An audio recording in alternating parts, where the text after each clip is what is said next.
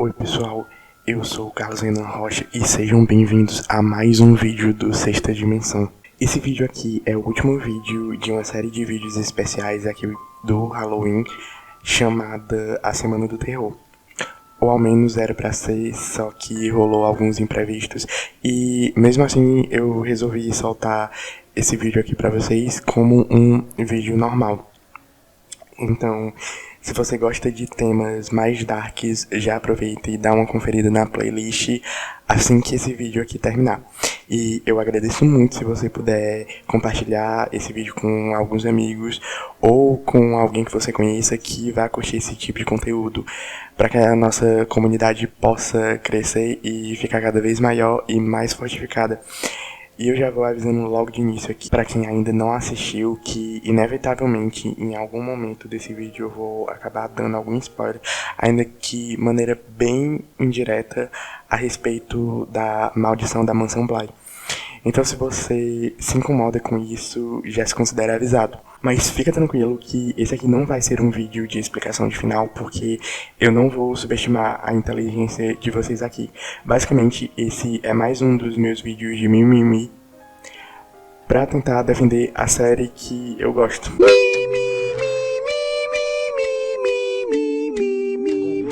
Bem, você já deve ter percebido que no vídeo de hoje eu vou falar sobre a maldição da Mansão Bly e o terror dentro de outros gêneros cinematográficos. E desde já eu queria falar que a maldição da Mansão Bly nem prometeu e entregou em todos os sentidos. Simplesmente esplêndido. Perfectly splendid. It's perfectly splendid. Perfectly splendid. Sobre a trama na Maldição da Mansão Bly, a gente acompanha a americana Danielle Clayton ingressando na função de tutora, vulgo babá, de um casal de crianças e irmãs órfãs em uma mansão no interior da Inglaterra, num lugarzinho que se chama Bly. A Dani acredita que essa é a oportunidade perfeita para recomeçar a vida do outro lado do Atlântico, após tentar fugir do trauma de perder o noivo em um acidente após uma discussão bem na véspera do seu casamento. Assim como a maldição da Residência Hill, na maldição da Mansão Bly, a casa também é um personagem, mas diferente da primeira temporada, na segunda, a casa é um pouco menos antropomorfizada e seu antagonismo é personificado em uma única personagem, basicamente, a Viola, o que de certa forma entrega bastante as respostas de alguns dos mistérios da temporada.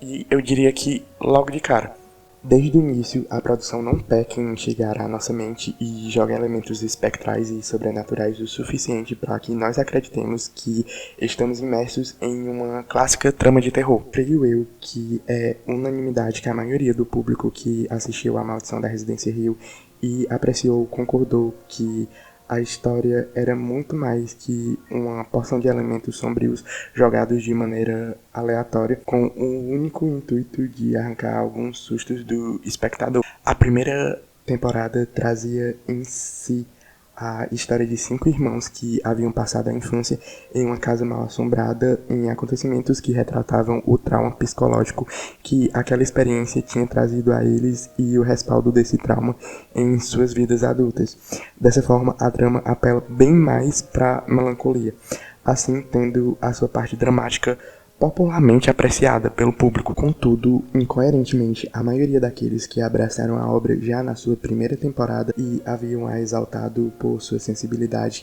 em abordar temas delicados foram os mesmos que menosprezaram a Maldição da Mansão Bly quando se deram conta que no final haviam assistido, na verdade, uma história de amor. Ou melhor dizendo, vários arcos de uma história de amor que moldaram um arco maior. Não só o amor romântico, mas também o amor de família, não necessariamente a família constituída por laços sanguíneos, mas também a família que a gente acaba escolhendo para si. Mas o que é que eu quero especificamente defender a Maldição da Mansão Bly? Sim, também. Mas o ponto em questão que eu quero tratar aqui, mais de maneira geral, o fato dos filmes de terror estarem cada vez mais mesclando elementos de outros gêneros e dando novos ares às obras de terror mais atuais, mas que, no fim das contas, não é algo exatamente novo e não necessariamente no âmbito cinematográfico, uma vez que as obras góticas literárias já faziam isso muito antes. Exemplo disso, nós podemos citar o clássico da literatura mundial, O Morro dos Ventos Uivantes, que narra um romance em uma história repleta de fantasmas, flerta bastante com a personificação da culpa dos personagens em projeções espectrais. O gótico meio que ainda vive hoje de maneira bem mais diluída na cultura pop.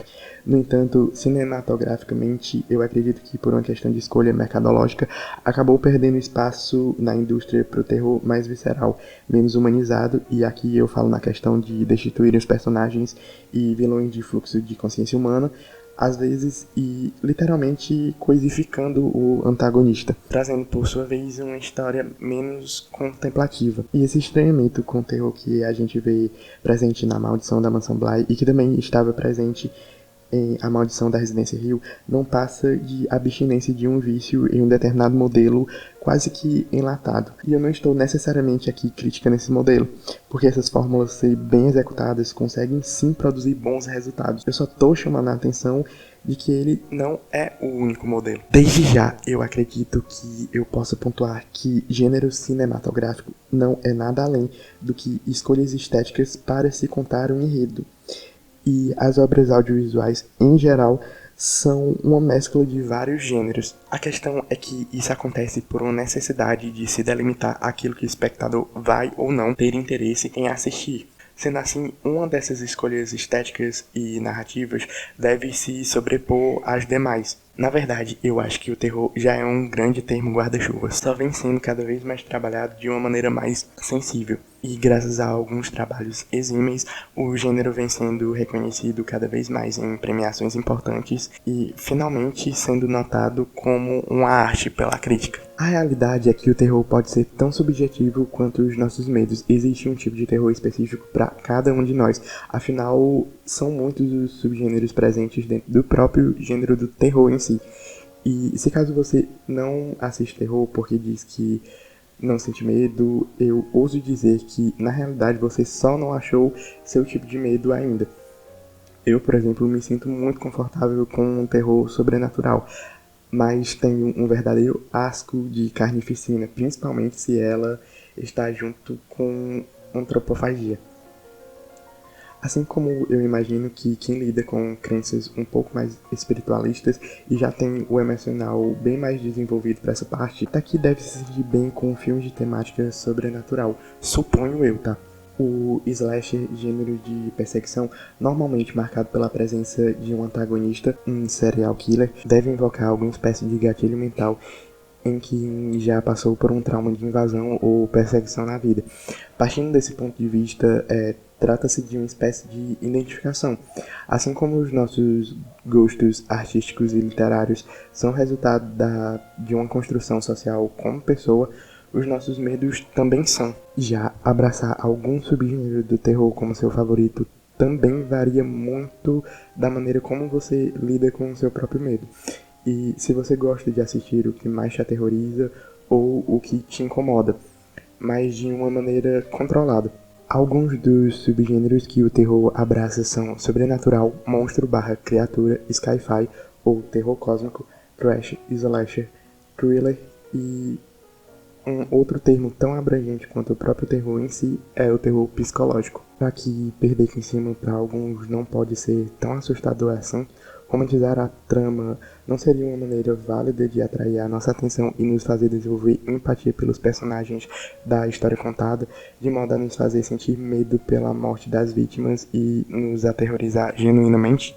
Como eu já disse acima, na minha opinião, esse menosprezo com A Maldição da Mansão Bly se dá mais por uma questão de se ater a estereótipos já existentes e quase que sacramentados no terror. É um vício em um modelo que foi hegemônico na indústria por muito tempo, levado pela comodidade do público em não querer tirar nada além de sustos em filmes sem muita substância.